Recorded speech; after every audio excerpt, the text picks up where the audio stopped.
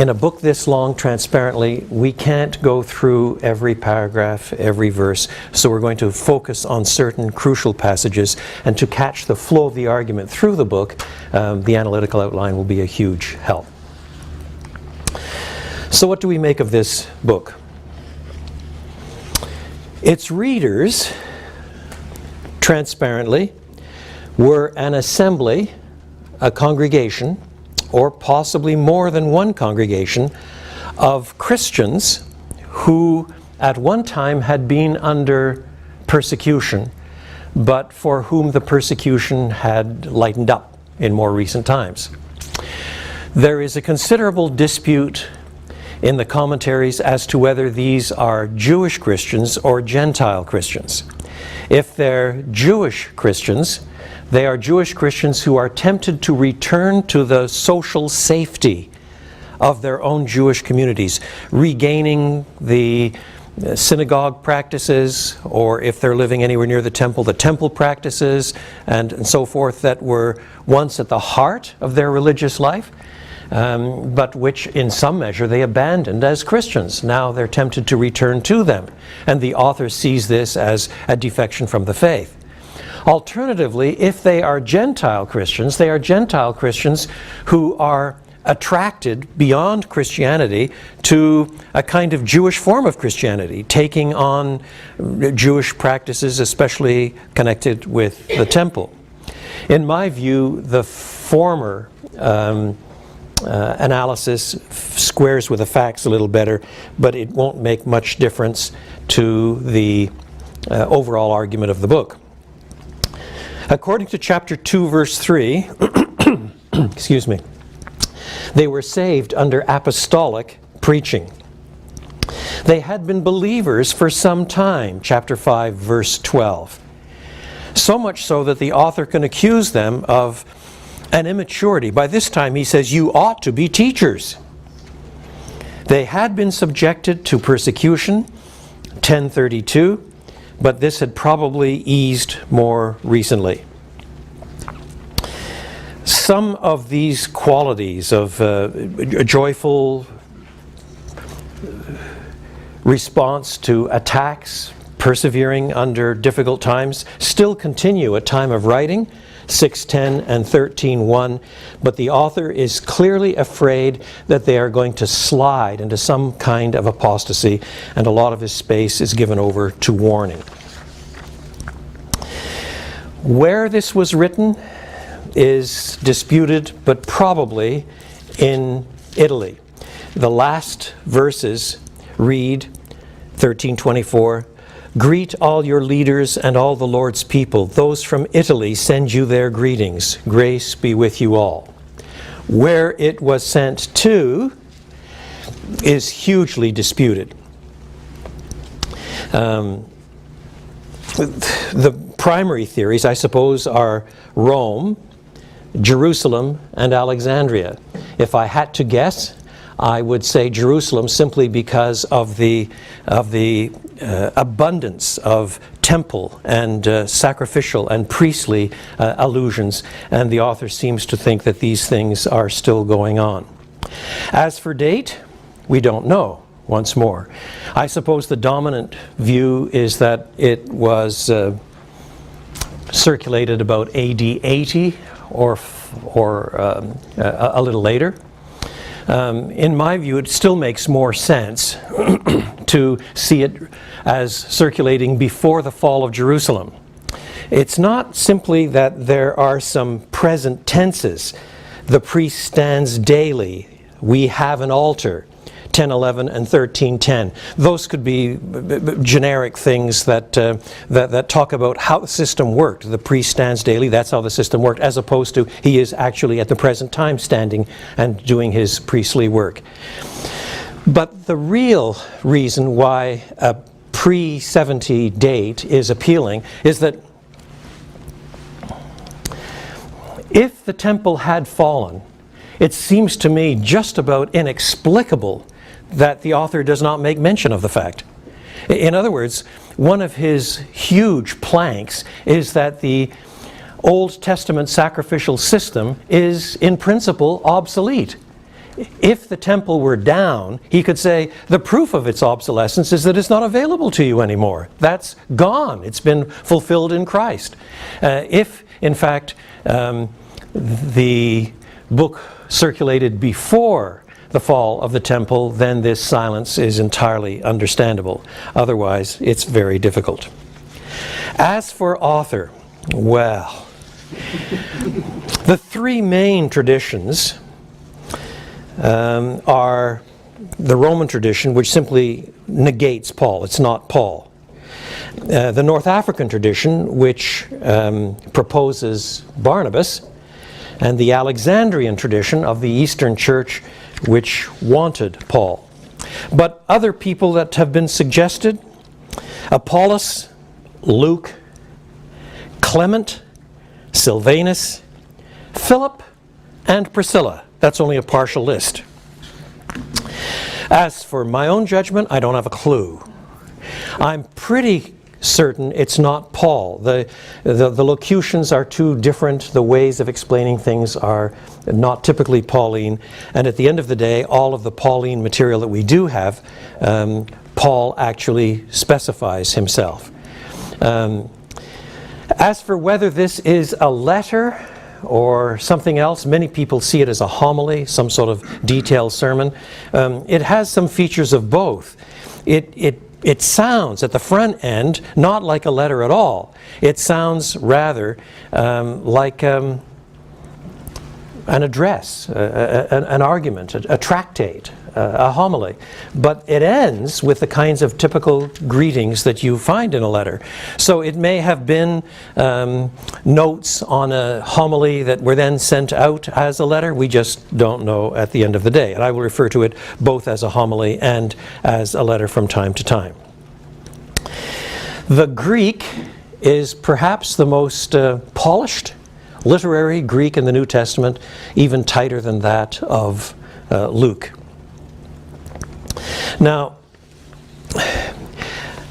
the main theme of the text is the finality and superiority of Jesus. But let me say a word about that. One of the words that shows up more in this book than in any other book in the New Testament is the little word better, kraton. Kraton. So in chapter 1, Jesus is better than the angels. We'll see the significance of that in due course. And then in due course, he is shown to be better than Moses in chapter 3. He's better than Joshua in chapter 4. His priesthood is better than that of Aaron in chapter 5. And as you press on, you discover that he ministers in a better tabernacle, and he himself offers a better sacrifice, and so on. Everything is better. I confess I began to think about the rhetorical power of better. Why doesn't it just come out and say, Jesus is best? Why the comparative instead of the superlative all the time? I first began to think about that, believe it or not, many moons ago when I was an undergraduate, studying of all things chemistry. And at the time I lived in one of 3 men's dorms at McGill University in Montreal, halfway up Mount Royal. There was Molson, McConnell, and Gardner. I lived in Molson. That was the center block, and the other 2 on each side. These were towers of 7 floors with about 220 men in each. Those were the antiquarian days when there were men's residences and women's residences. They're much harder to find today, but in those days we distinguished between the two. And there was quite a lot of rivalry among these residences. When there was a blood drive in the university, then there was a push to see which residents had the highest participation, and so on and so on. And believe it or not, this is hard to believe. This is so long ago. There was even a sort of implicit contest as to who decorated the residents best for Christmas. I mean, that's inconceivable at the University of Illinois now, I'm quite sure. But in any case, that's what we did. And on this particular year, McConnell and Gardner got a head start, and they decorated their residences superbly. And Molson, my residence, we were just slow. We really did have a lot of esprit, and in most contests we, quite frankly, won. But we were way behind. So some of our more enterprising members the last week of lectures before everybody was disappearing, walked down the mountain a little farther to the Montreal Neurological Institute, one of the best neurological institutes in the world. Every year they brought in a 6 or 7 story high external Christmas tree on a big truck all roped up, the branches there, and that had been delivered out the front of their building, and workmen were going to set it up the next day and decorate it, you see. So because it was still tied up there, our enterprising Molsonites managed to pick the whole thing up. There were about 30, and they carried it back up the mountain, and each residence had sort of 2 wings, and in the middle was a glass front with stairs, spiral staircases. We managed to get this thing backed into the lounge and then bent and stuck its nose up in the spiral staircase. Do you see? And then cut the ropes. So that then there was no way of going up and down the stairs. And when you walked up the hill, then suddenly in this glass front, there was this massive Christmas tree that went up the whole 6 or 7 floors, parked, you see, on our stairs. And we draped a banner across the front saying, "Molson is better." Now, not to be outdone, Gardner the next day put up a banner saying, "Gardner is best." But I think the whole university thought that we had won on points. Because there is a kind of rhetorical power to understatement. Instead of affirmation of utter superiority, you just make every comparison, and every comparison, Molson is better. And that's what's going on here too. Instead of some flat-out statement that covers every axis, Jesus is best, undoubtedly that's what the author thinks. Undoubtedly in terms of content, that's what he's saying. And yet, what he does is compare Jesus on axis after axis after axis, and in each case he shows with reasons why Jesus is better. He is better. He is better. And that needs to be borne in mind as you read through the entire book. Keep watching for this theme to appear. I've indicated it in the Moodle outline with some parenthetical asides and so forth as well. Yet at the same time, you will see that there are severe warnings in this book, several that are embedded right in the heart of arguments. And I've put those in italics so that they stand out in the page a little more. So, come to the book itself. The introduction, the prologue, if you like, verses 1 to 4. I'm going to read it. Note the parallelisms.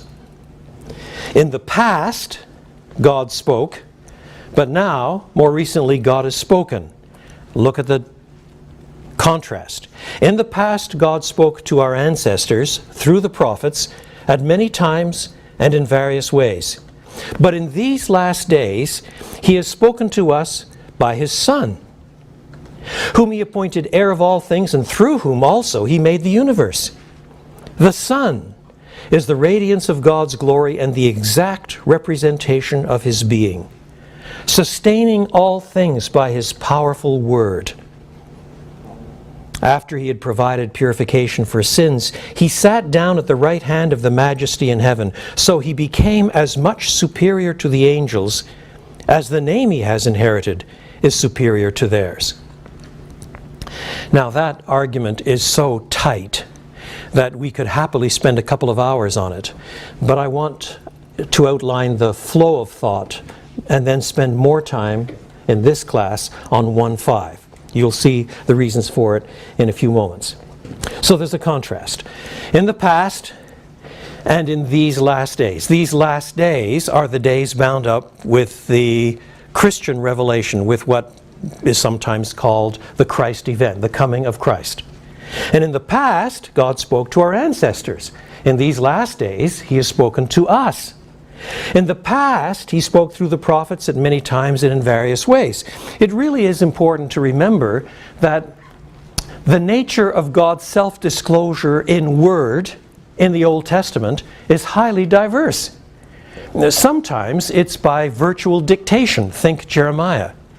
Sometimes, though God is superintending it, it's through the experiences of the writers. So when David writes, "The Lord is my shepherd, I shall lack nothing," it's not that that was dictated to him. He spoke out of the overflow of his own experience as a shepherd and in his knowledge of God. And so the way God disclosed himself through words to our ancestors in the past was diverse. We would say in theological language today, the modes of inspiration were really very diverse. Moreover, God disclosed himself not only in words but in great events, like the burning bush, or the Exodus, or in catastrophic judgment. But in these last days, we're told, he has spoken to us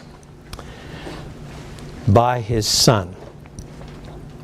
So in some ways, by his Son suggests that the Son is parallel to the prophets. And yet the expression in Greek suggests that he is not simply one more prophet. En huio, without the article. It has the effect of emphasizing the quality of the thing. He has spoken to us in his Son. He has given us the Son revelation. In the past, there were these word and event revelations. That's what God has done in the past. But in more recent times, he has given us the Son revelation. The Son, in other words, himself becomes, conceptually, the Word. In other words, the thought is pretty close to what you find in John's Gospel. In the beginning was the Word, and the Word was with God, and the Word was God. And this Word is then later identified with Christ. In other words, Christ is the ultimate Word. That's not quite the language that is used here, but many scholars have written articles and books to show the conceptual similarities between the Epistle to the Hebrews and the Gospel of John. There are other parallels with John's prologue here. We're told, "Whom he appointed heir of all things," referring to the Son, "and through whom also he made the universe." That is, the Son is presented as God's agent in creation. That too is very Johannine. It sounds much like the Gospel of John. "In the beginning was the Word was with God, the Word was God. All things were made through him. Without him was not anything made that was made." So also here, this Son, whom he appointed heir of all things, that means therefore that he has the right to reign over all things. He is the appointed heir. It's got another significance we'll see in a few moments. But he is God's agent in particular in creation. And then personally, he's the radiance of God's glory, the exact representation of his being. That's very difficult language to picture. The effulgence of his glory, the radiance of his glory, what shines in the glory, but you think of glory as already shining. The exact image of his being, well, you might use that language for a twin, perhaps. Technically, the language is that used also when you're stamping out coins, and you have one stamp, and then you stamp a whole lot of them. They're exact replicas of the initial stamp. But the original here is God. So if the Son is the exact image of his being, the exact replica, as it were, of his being, then once again you have distinction and identity. If he images God perfectly, how do you distinguish him from God? And yet he is God's image, not simply God. That's, again, the kind of identity and distance that you get in John's prologue. You find the rudiments, the pieces that ultimately construct the doctrine of the Trinity. In other words, you're not dealing with tritheism, belief in three gods, nor are you dealing with some sort of intrinsically inferior being. He is the effulgence of God's glory. He is the exact representation of his being. Moreover, we're told he sustains all things by his powerful word. The closest parallel to that in the New Testament, I think, is 1 Corinthians 15, which we looked at earlier. That is, all of God's sovereignty is mediated through Christ. This side of the resurrection, we're told that all of God's sovereignty is mediated through King Jesus. And so he is the one who upholds all things by his powerful word. And he must continue in that role and capacity until the end of the age, when, in fact, he has defeated the last enemy being death itself. And all things come together under God.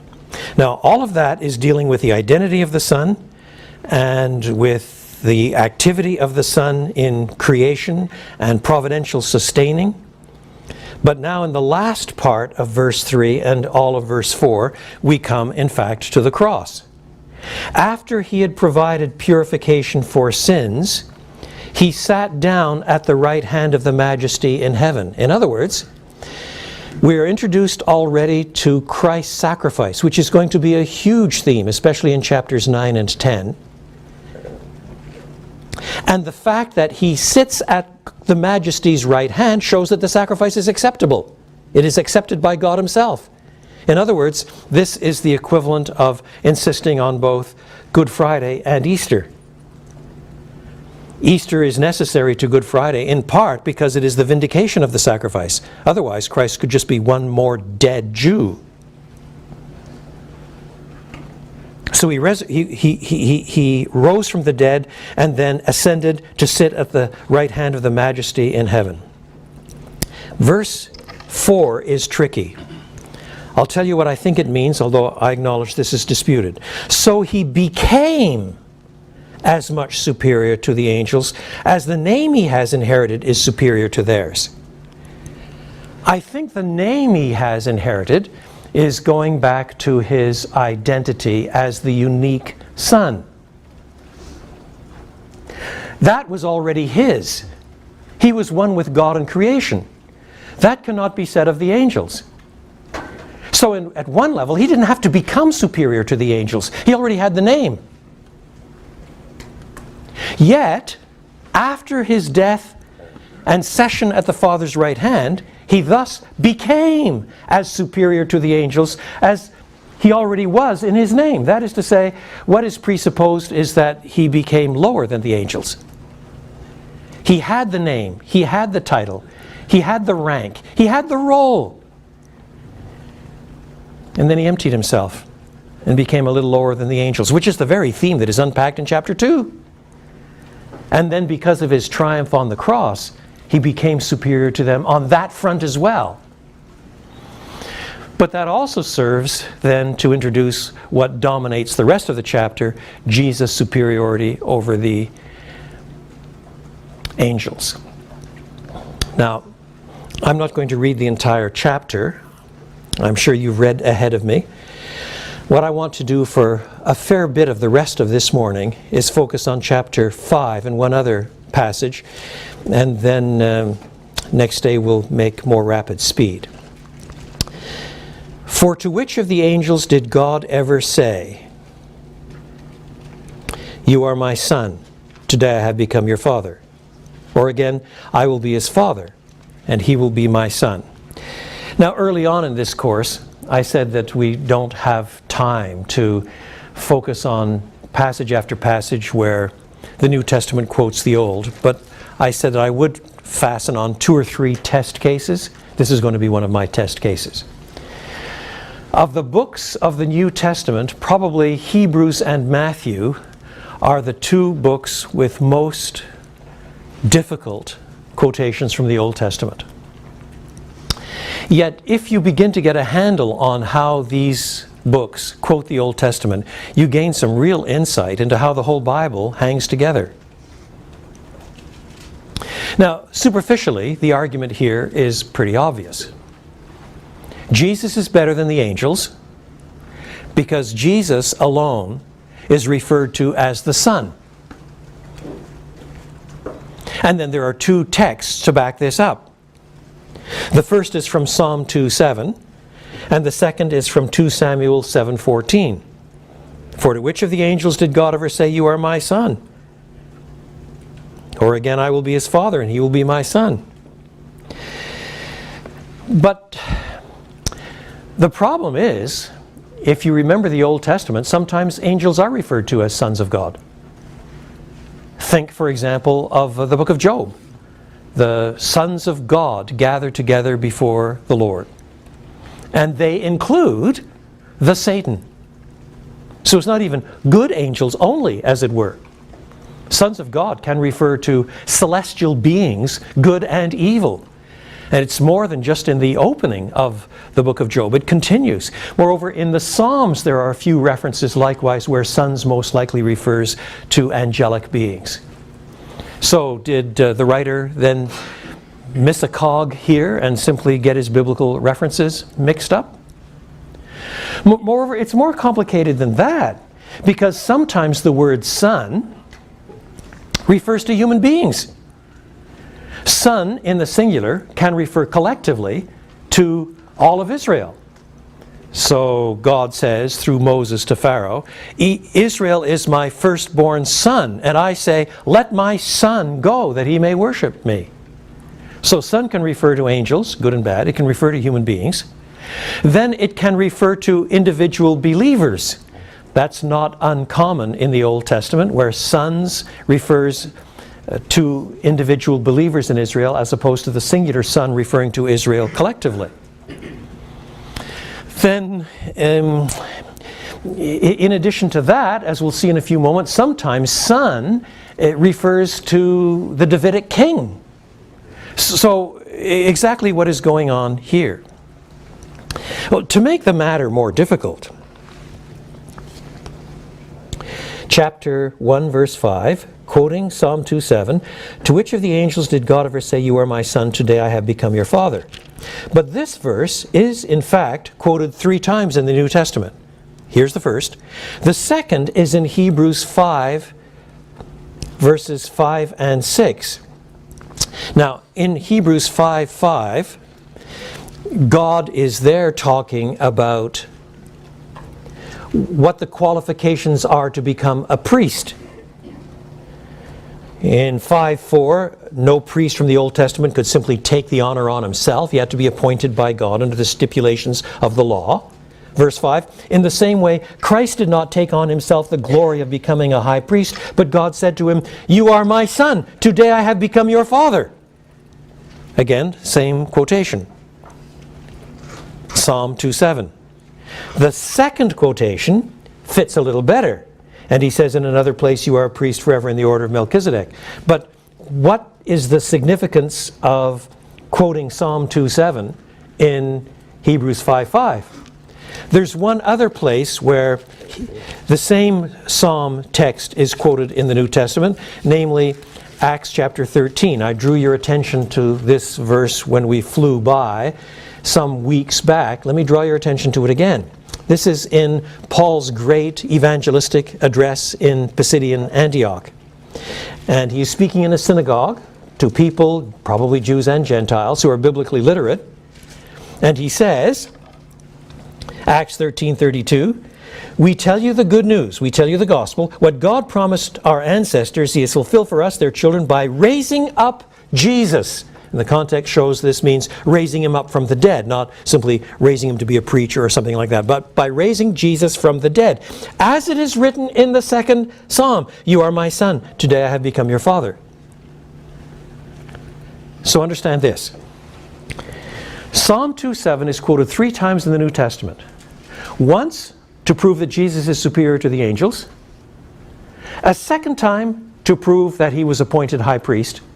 And a third time to authorize his resurrection from the dead. Even though when you read Psalm 2:7 carefully, it doesn't mention angels, it doesn't mention priests, and it doesn't mention resurrection from the dead. And now you begin to see why the way the Epistle of the Hebrews quotes the Old Testament causes some alarms. All right, let me pause now for questions and comments before we start looking at the Old Testament text and making sense of them. Just questions about what's been said so far, either about the prologue or about the problem itself as it's set out.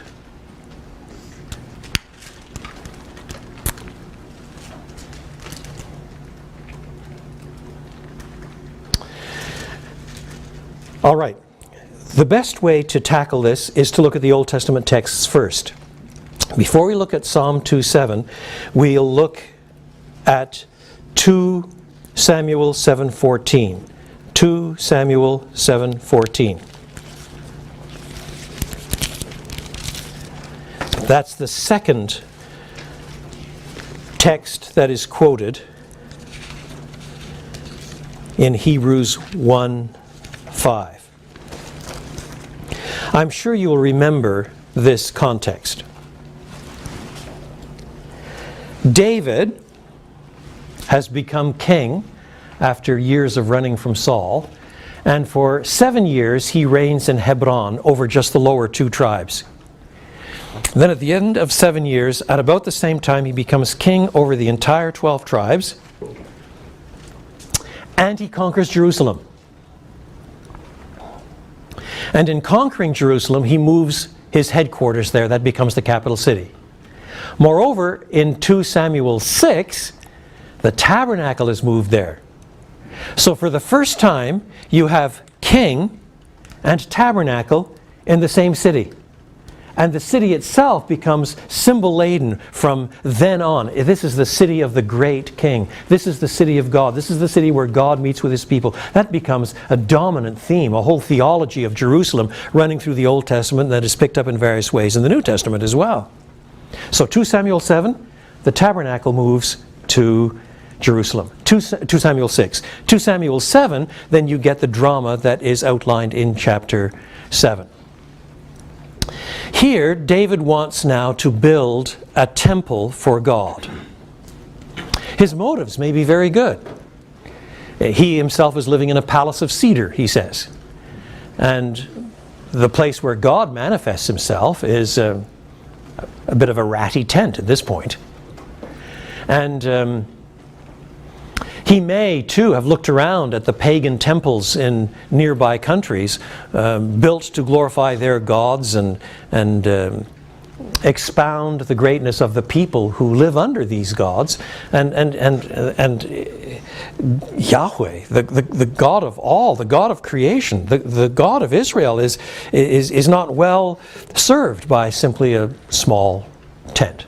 Moreover, he could argue that according to the book of Deuteronomy, God himself promised that one day he would set his name in one particular place. The time for a mobile sanctuary is past. Something permanent is now necessary. So he mentions that he's going to do this, and Nathan, the court prophet, thinks that it's a wonderful idea. Go ahead, God's blessing you. And then we're told that that night, God interrupted Nathan and said, that's not the way it's going to be done. The reasons why God says no to the idea are really interesting. Go and tell my servant David, this is what the Lord says. Are you the one to build me a house to dwell in? I have not dwelt in a house from the day I brought the Israelites up out of Egypt to this day. I have been moving from place to place with a tent as my dwelling. Wherever I have moved with all the Israelites, did I ever say to any of their rulers whom I commanded to shepherd my people Israel, why have you not built me a house of cedar? In other words, here God's argument seems to be, I take the initiative. In these great turning points in redemptive history, you don't tell me what to do. I tell you. Did I ever give the command, this is what you now ought to do? And of course, this reflects Israel's history. It's not as if Abraham in Ur of the Chaldees had a quiet time one day and said, God, I've got a suggestion as to what should be done. Rather, God called him. When Moses does, as a young man, try to take the initiative, in fact, it ends up rather badly. He's running for his life. And now again, David is trying to take the initiative, and God says that's not the way it works. So God preserves the initiative in all of these great turning points in redemptive history. Then he goes further. Now then, tell my servant David, this is what the Lord Almighty says. I took you from the pasture, from tending the flock, and appointed you ruler over my people Israel. I have been with you wherever you have gone, and I have cut off all your enemies from before you. Now I will make your name great, like the names of the greatest men on earth. Now that sounds as if God is saying, you want to do something to make my name great. That's not the way it works. I make your name great. In other words, when you push the God of the Old Testament, He is so spectacularly great that you do not add to Him. You may worship Him, but you do not add to Him. This is coming back to what we saw earlier on in Acts chapter 17, where Paul draws a contrast between the religion of paganism and the religion that he is expounding. Namely, God is the God of aseity. Do you recall? He is so much of Himself, ase, that He does not need us. So it's not as if God is saying, I'm just waiting for somebody to come up with a great idea of building me a big building. I deserve it. No. God is the one who makes His people great. And if God ordains the time to come when the building is built, it's by God's plan and decree, not because we're adding something to God. So the argument continues along these lines. There are 2 or 3 more planks that are inserted. And then 11b, the Lord declares to you that the Lord Himself will establish a house for you. Now clearly there's a pun there. David wants to build a house for God, namely a temple. God says He's going to build a house for David, namely a dynasty. So there is a pun that's going on, which alone makes sense of what follows. When your days are over and you rest with your ancestors, I will raise up your offspring to succeed you, your own flesh and blood, and I will establish His kingdom. He is the one who will build a house for my name. In other words, the predictions of Deuteronomy will be fulfilled, but on my timetable, on my schedule. And He will do this. And I will establish His kingdom. He is the one who will build a house for my name, and I will establish the throne of His kingdom forever. I will be His father, and He will be my son. Now there are 2 or 3 things that need to be unpacked at this stage. First, the notion of sonship. I mentioned this at some point or other in just about every class, in every course. The notion of sonship in Scripture has much less to do with genes and DNA than it has to do with function. So that in the ancient world, if your father was a farmer, you became a farmer. If your father was a baker, you became a baker. 95% of sons ended up doing what their fathers did, and 95% of the daughters ended up doing what their mothers did. The kind of mobility and flexibility we have today was simply unknown. So son of language is part of identification. That's why Jesus in His time is called the son of a carpenter. That identifies Him. And then in Mark 6, in one passage, presumably after Joseph is dead, He's actually called the carpenter himself. He's taken over the business when the old man is gone. So because of that, you get a number of these expressions that suggest linkage in functionality. Blessed are the peacemakers, Jesus says, for they shall be called the sons of God. This does not say, if you make peace, that's how you become a Christian. That misses the point entirely. The point is, God Himself is the supreme peacemaker. So if we start making peace, we're acting like God. We're showing ourselves, at least on that axis, to begin to belong, as it were, to the God family.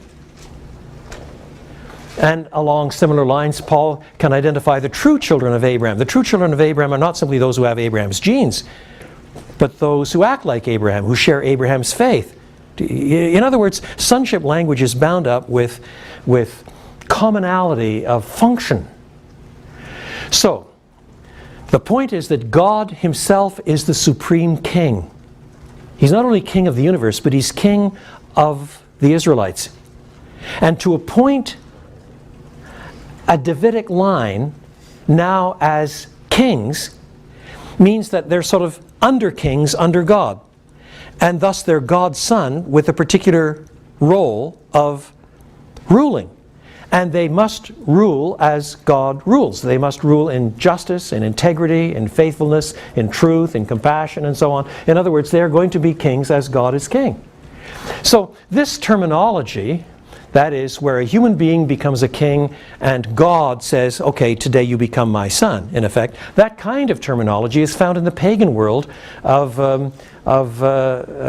antiquity as well. So that whatever human being became the king under this or that pagan deity, they were thought to be then sons of that particular god. Do you see? So we're told that the son of David will be called the Son of God. That's a distinctive use. That doesn't make him an angel. It makes him more than a mere Israelite. It's not saying anything ontological about the nature of the Trinity. It's bound up with Davidic kingship. Is that clear? That's an extremely important point, because this particular use of sonship occurs many, many times in the Scripture. Moreover, when the text says, verse 14, I will be his father and he will be my son, to whom is it referring? Now, don't think immediately, well, it must be Jesus. I mean, that's the right answer to everything, isn't it? No. The text goes on to say, when he does wrong, I will punish him with a rod wielded by men, with floggings inflicted by human hands. The writer to the Hebrews says Jesus was without sin. This has to be referring to Solomon. And what David is afraid of is that even though God is establishing some kind of dynasty for him, how long will the dynasty last? He can't help but remember what happened to Saul. Saul started off so well, he never even got to generation 2 because he was so morally and theologically compromised by the end. And even if David does get through his life without that kind of judgment falling on his head, how can he guarantee what happens to his son? He can't do it. Either his son or his son's son or his son's son's son will become apostate, will rebel, and then will that destroy the dynasty? But what God says, in effect, if he does what is wrong, I'll punish him with temporal judgments, that is, with human punishments. But, he says, verse 15, my love will never be taken away from him as I took it away from Saul, whom I removed from before you. There's the promise, in other words, of a dynasty that will endure. Your house and your kingdom, verse 16, will endure forever before me. Your throne will be established forever. In other words, the promise of an unending Davidic dynasty turns on God's willingness to overlook sins, to mete out only temporal punishments, even to the most wicked of kings in the Davidic dynasty. Otherwise, the dynasty would be destroyed. So I will be his father and he will be my son. In the first referent, it must be referring to Solomon. He is the one who will build a temple. But in principle, it's referring to all the kings in the Davidic dynasty. As each generation brings forth its son to be the king, then as he becomes the king, he's entering into this place of rule. And at that point, he becomes the Son of God along this reigning axis. He's the king. I will be his father. He will be my son. Now, the rest of the chapter shows very clearly that David understands what an enormous privilege this is. He starts the chapter thinking that he's going to do God a favor. And he ends the chapter by recognizing that God is doing him all the favors. This is sheer grace. David can't establish his own dynasty. He can't guarantee it. But God is doing it. And so his prayer by the end of the chapter is simply, dear God, please just do what you've said you would do. No more than that. And that will be enough. And I, your servant, I am not worthy of the least of these blessings. Now then, within that framework, perhaps the most crucial verse is not verse 14, I will be his father, he will be my son, but verse 16, the dynasty will go on forever. Now, logically, there are really only two ways that could happen. Either in every generation, as one generation dies, there's a son and heir that takes its place. And so the dynasty is renewed generation by generation, generation by generation, generation by generation, generation by generation, world without end. That's one way you can have an unending dynasty. The only alternative, and it isn't hinted at here, it's not mentioned, it's not hinted at, but the only logical alternative is that there one day should be a son who lasts forever. But that's not mentioned here.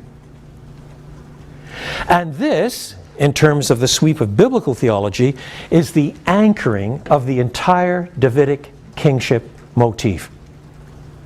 Now, there are lots of other places where that surfaces in the Old Testament. Let me mention just 2 or 3 of them in passing so that you see how there is a whole biblical theological theme that's developing.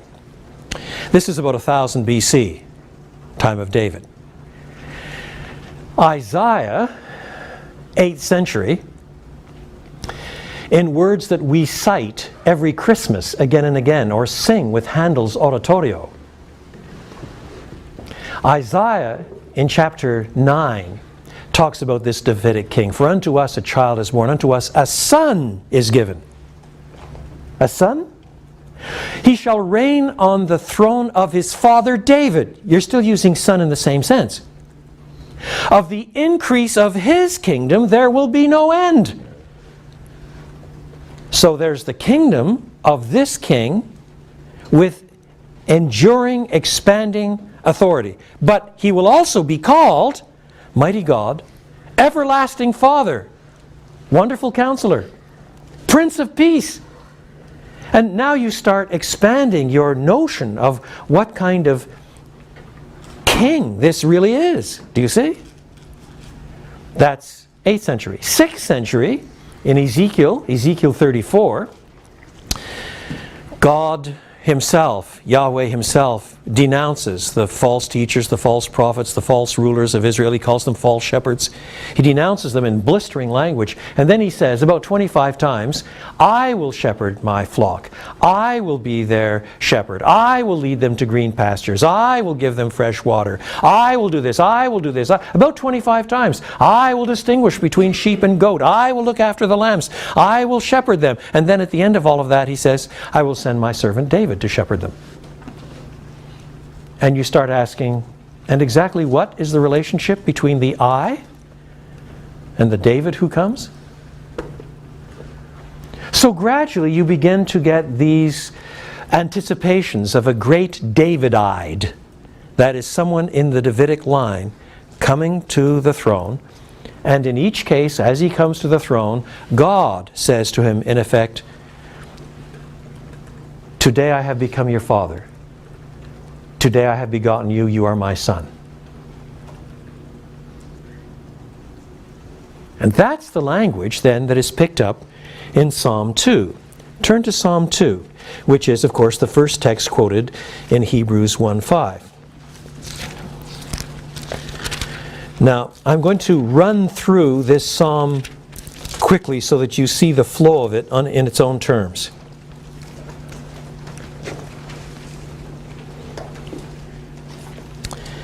The psalmist asks rhetorical questions. Why do the nations conspire and the peoples plot in vain? The kings of the earth, or that could be the land. It's ambiguous in Hebrew. The kings of the earth rise up and the rulers band together against Yahweh and against his Meshiach, against the Lord and his Messiah, saying, let us break their chains and throw off their shackles. Now, you can understand that perfectly well within the framework of ancient Israel. That is, under David or under Solomon, for example, in times of fortune and prosperity and the like, then the Davidic kingdom ruled over quite a lot of mini kingdoms all around. And on various occasions they tried to throw off their shackles, throw off their chains. And really the author is saying, how are you going to take on God Almighty? How are you going to take on Yahweh? They're saying, let us throw off Yahweh's chains. Let us rise up together against Yahweh and against his anointed one, his Messiah. Now, in itself, the term Messiah does not have messianic overtones as we think of Messiah, as we think of Christ. It simply means the anointed one. And the king was the anointed one. Do you see? Against Yahweh, the ultimate king, and his appointed king, who is the one who is ruling over this hegemony. Let us break their chains and throw off their shackles. The one enthroned in heaven laughs. The Lord scoffs at them. I mean, how are you going to take on God Almighty? But when you start remembering the picture of God and his power, he's the God not only of creation, but of the flood, of destruction. He's the God of the plagues. He's the God who speaks, and his every word is accomplished. How could you take on that sort of God? No, he scoffs at them. He rebukes them in his anger and terrifies them in his wrath, saying, if you think you're going to take on my king, if you think you're going to take on my Davidite, I've got to tell you, I have installed my king on Zion, my holy mountain. Zion, of course, is simply part of Jerusalem. It becomes equivalent to Jerusalem. I've installed my king. If I've installed my king, you can't overcome this king unless I withdraw my hand of protection from him. And then the king speaks. Verse 7.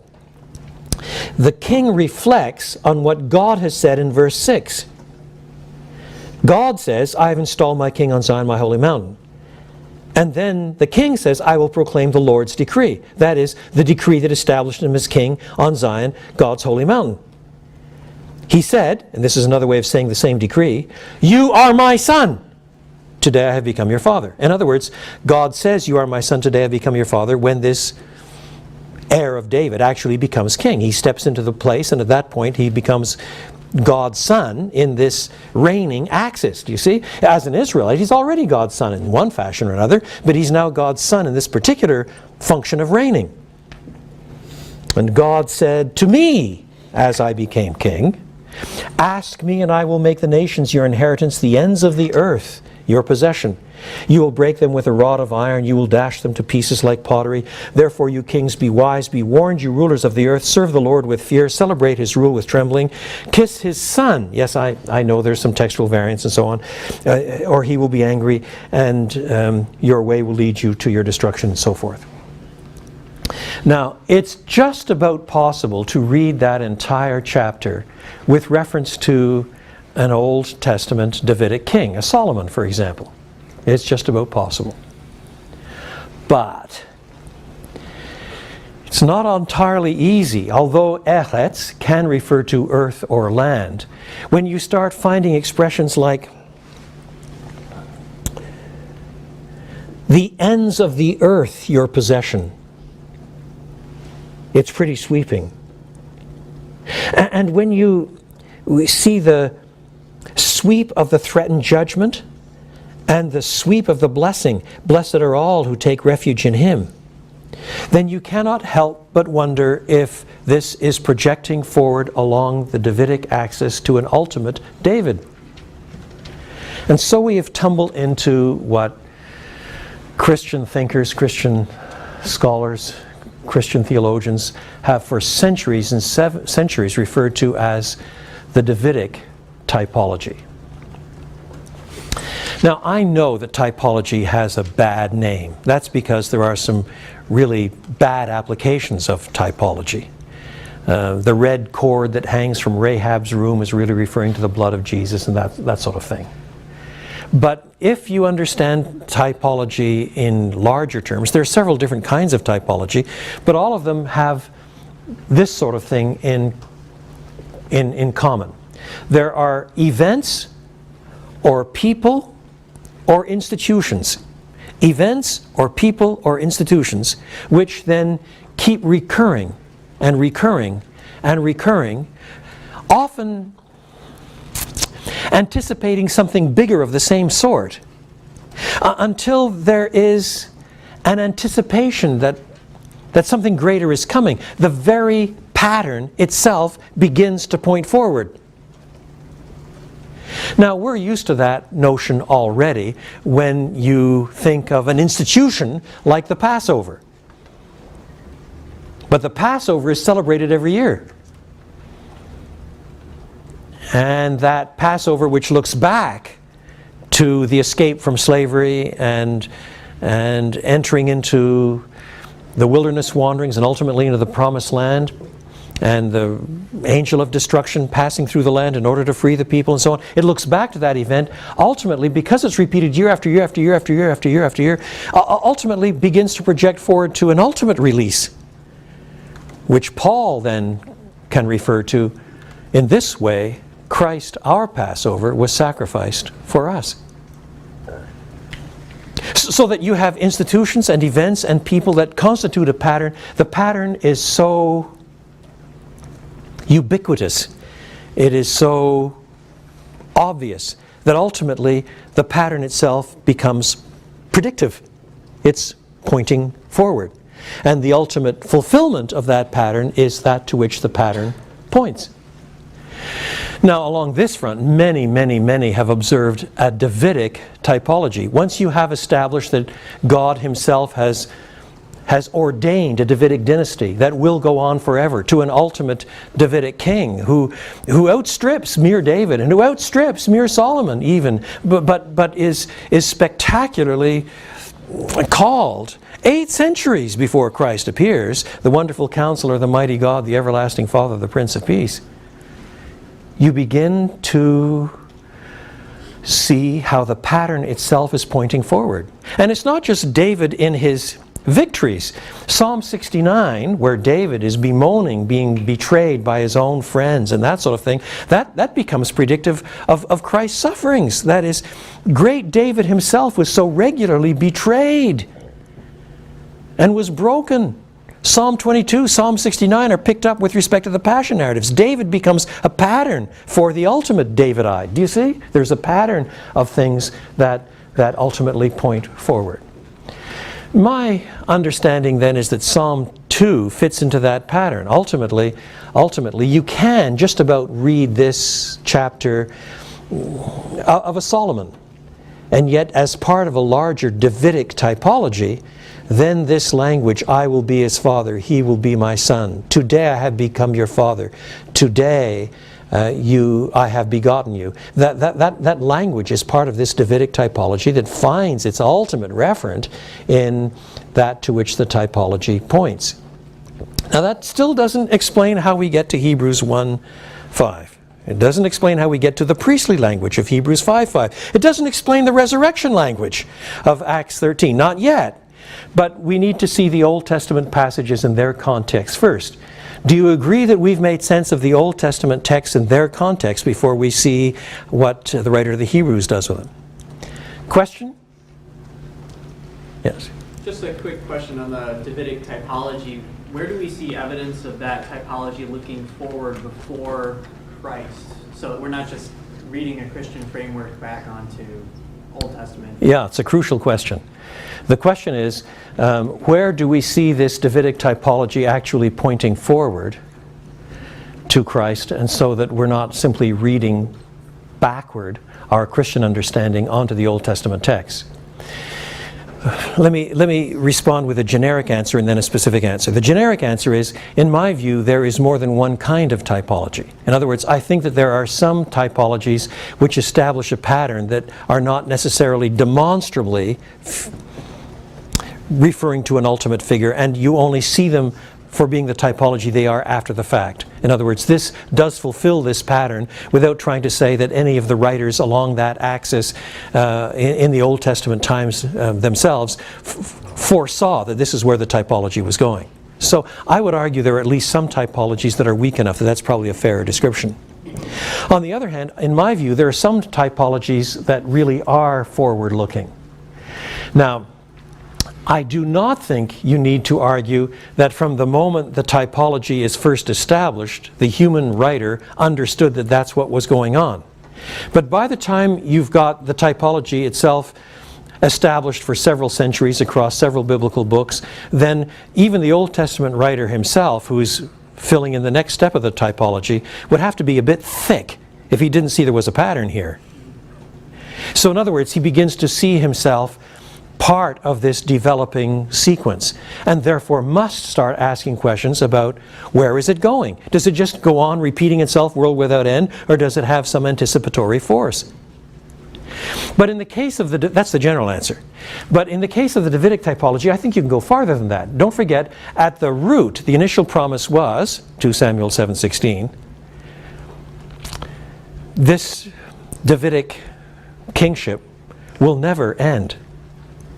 How will that never end? Just by an endless repetition? Well, by itself, there's no anticipation there of anything more. By the time you get to Isaiah, the picture of the Davidic king there is pretty spectacular. And that means that you're looking forward to an anointed one, a Mashiach, a Messiah, who is beginning to attract, in the term itself, what we would call messianic expectation. And then there are specific texts that the Jews in the first century themselves referred to. In Micah, where is he who is to be born King of the Jews, the Magi ask. And they quote Micah 5:2. In Bethlehem of Judea, for thus it is written. And so they understand that the Davidic origins of David, the Bethlehem origins of David, and the patterning of things looks forward to an ultimate anointed one who comes from the same stock, and so on. So at that point, you see, it really is pointing forward. By that, I don't mean that in itself that established all that we know about Christ and his cross and his death and resurrection, but it does establish an expectation of one who comes as a Davidic king who on that ground would be called Son of God. Whatever other ground he might be called Son of God, we'll come to that in a moment, but on that ground he would be called Son of God. Does that make sense? Other question? Yes. How do you avoid overly telescoping the New Testament onto the Old Testament when preaching the Old Testament passages? How do I avoid telescoping New Testament, Old Testament together when I'm preaching from the Old Testament? From Old Testament passages? There are two dangers to be avoided. The one danger is to read the Old Testament context in such narrowly historical terms that you do not see that the Old Testament text is part of a canonical development. You have the obligation not only to explain the Old Testament context and be careful with the history, but you have the obligation also to read that book, that Old Testament book, let's say 2 Samuel 7, within the context of the entire canon. You are, after all, a Christian. Where is it going? Now the other danger is to do what you've warned us against now, to have such a telescope that you're reading the Old Testament text anachronistically. But if you start reading that Old Testament text anachronistically, pretty soon people with any sort of literary sense, anybody who's reading that Old Testament text carefully, begins to say, all that New Testament stuff isn't there yet. I mean, you're telescoping stuff, and what you tend to do is reduce the credibility of the Old Testament text itself, because good readers can see that all that New Testament material is not there yet.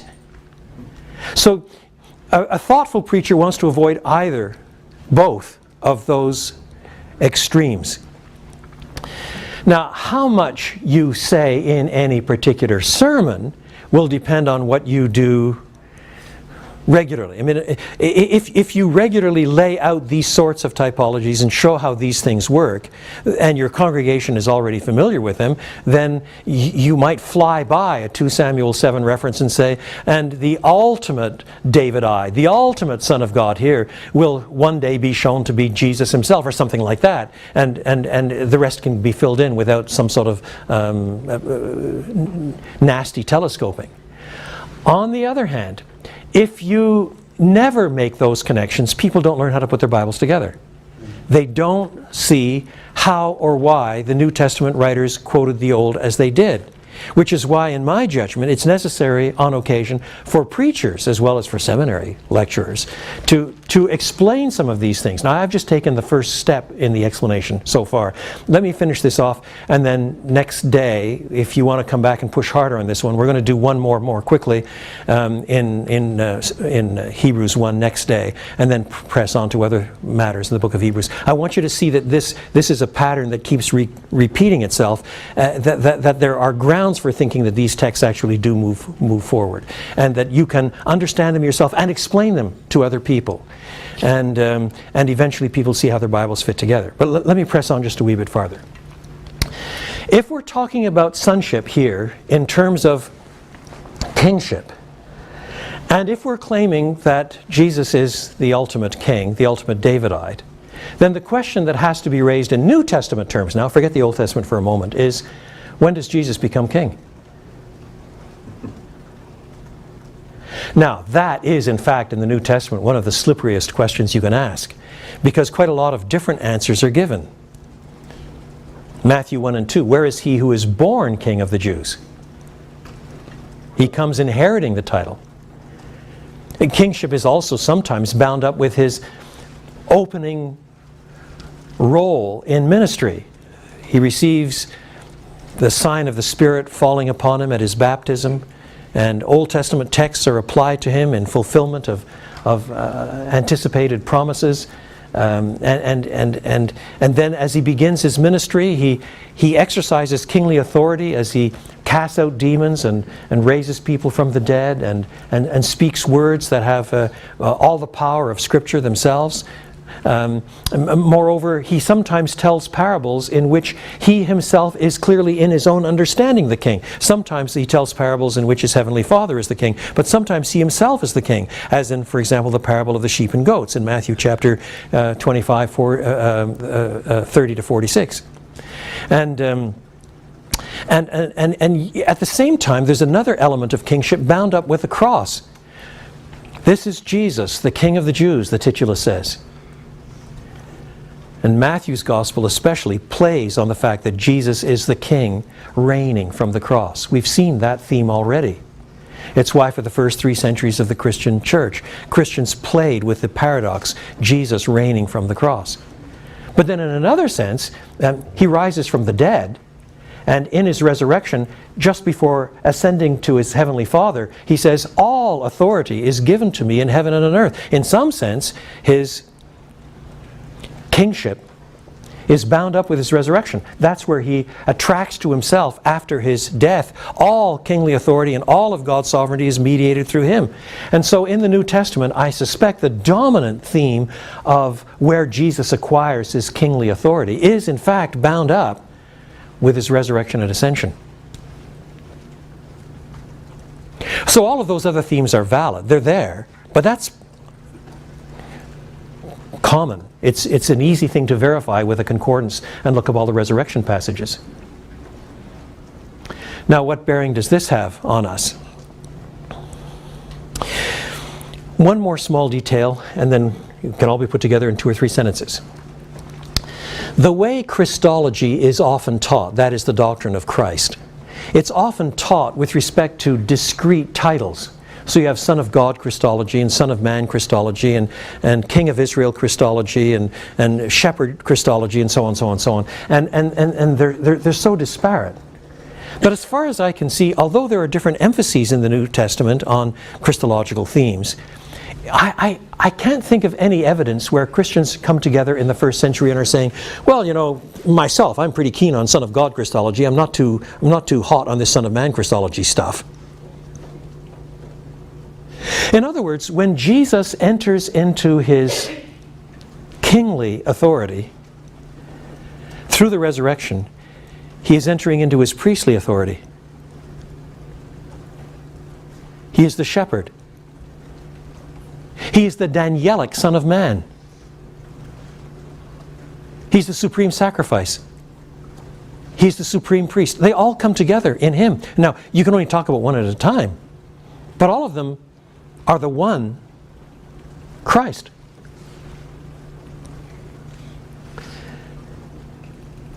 So my guess is that what Hebrews 1:5 is saying is something like this.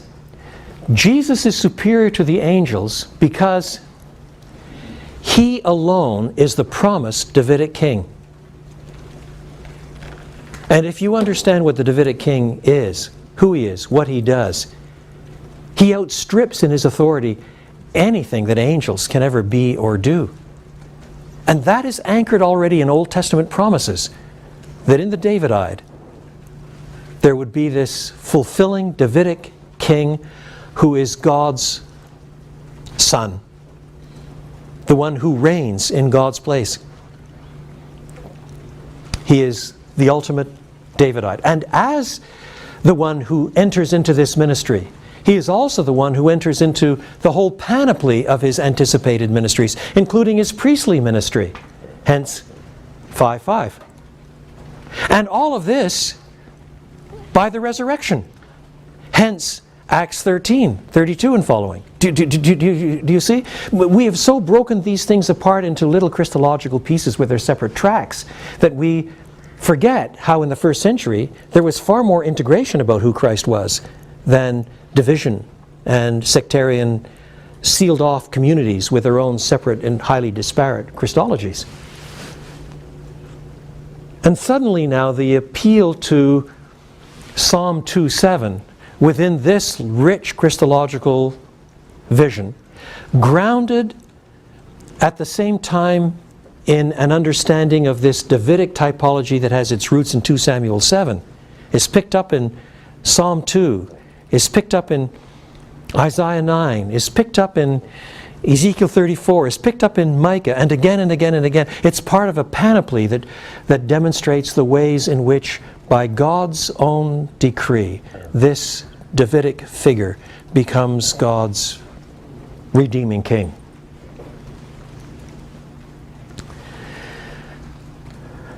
Now there's one more thing I shall say and then we're done. Then we'll worry about it pastorally and how to preach this next day at the opening of the class.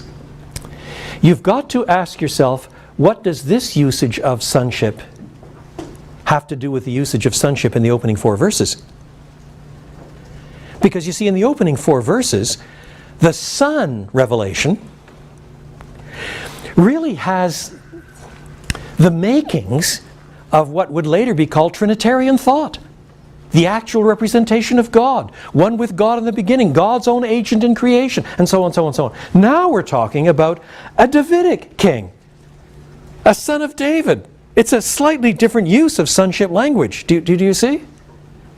And the author has moved from, let's call it the Trinitarian use of son, certainly this ontological use of son, where he's the exact representation of God's being and so on. He's moved from that to a Davidic messianic kingship use of son in one verse without any embarrassment at all. How has he managed to do that? And I think you can show that that's a pretty common New Testament move. That is, this one who is called Son of God is Son of God on several different axes. And he fulfills all of those axes and can bring them all together without embarrassment. The Son of God, by virtue of his Davidic status, is an heir of David. But the Son of God, by virtue of the fact that he perfectly reflects God and was God's own agent in creation, manifests God's glory himself. And they're the one Son of God. He is the superlative Son of God. And thus the whole thing begins to come together with an overwhelming impression. No angel can stack up with him. No competitor can diminish his glory. He is greater than the angels themselves. But the pastoral significance of that we'll return to next day. Have a great day.